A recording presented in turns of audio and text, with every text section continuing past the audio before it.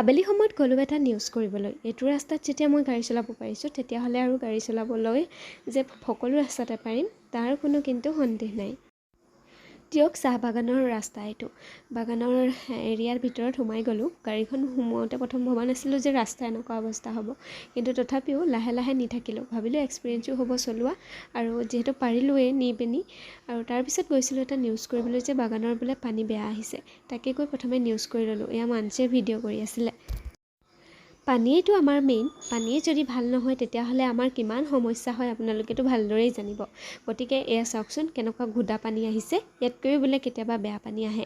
গতিকে মই নিউজটোও কৰিলোঁ, লগতে আচ্ছাৰ ল'ৰাখিনিও আছিলে, তাহাঁতৰ লগতে অলপমান কথা পাতি পিনি নিউজটো কৰি আহিলোঁ। ভিডিঅ'টো কৰিছোঁ হয়, মাজে মাজে নিজৰ চেহেৰাটো অকণমান দেখাই দিছোঁ।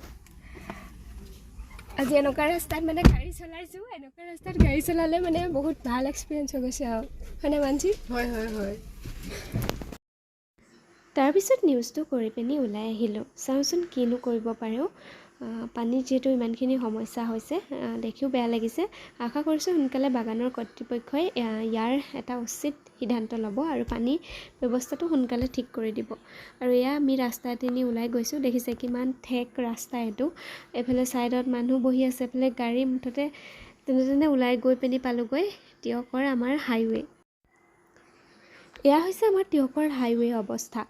বৰ্তমান বাৰু অলপমান বনাই আছে, নাজানো আৰু কেতিয়াকৈ এইটো সম্পূৰ্ণ হ'ব। এয়া এতিয়া বনাই আছে, আৰু এয়া হাইৱে তিনি গৈছোঁ। পানীও দিয়া ব্যৱস্থাটো কৰিছে নেকি এইকেইদিন, গতিকে ধূলিটো অকণমান কম, নহ'লে মানে ধূলিয়ে নে কুঁৱলী ধৰিব নোৱাৰিম। মুঠতে ইফালৰ পৰা গাড়ীয়ে দিনতে লাইট জ্বলাবলগীয়া অৱস্থা।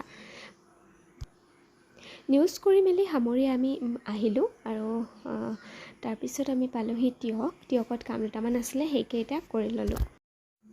এইটোৱে আছিল আজি মোৰ ভিডিঅ'টো চাই যদিহে ভাল পায় তেতিয়াহ'লে মোৰ পেজটো, আপোনালোক যদিহে নতুন তেন্তে পেজটো ফ'ল' কৰি দিবলৈ নাপাহৰিব। Thank you, bye bye, love you guys.